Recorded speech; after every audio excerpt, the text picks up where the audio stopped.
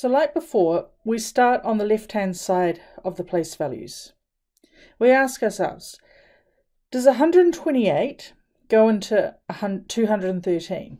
Yes, it does this time, so we put a 1 under the 128 column. Then we've got to work out how much we've got left. So we take the original number, 213, subtract 128, and that gives us 85 as our result. So now 85 becomes the new number that we're trying to place in the remaining 7 bits.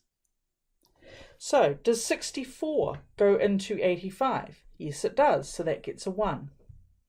So 85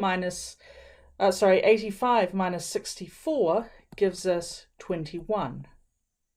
Does 32 go into 21? No, it doesn't. So that gets a 0. Does 16 go into 21? Yes, it does. So that gets a 1. And then that leaves us with 5 as the remainder. And we keep repeating this. Obviously, 8 doesn't go into 5, so that's a 0. 4 goes into 5, that's a 1, leaving 1 as the remainder. So therefore, 2 doesn't go in, and 1 does.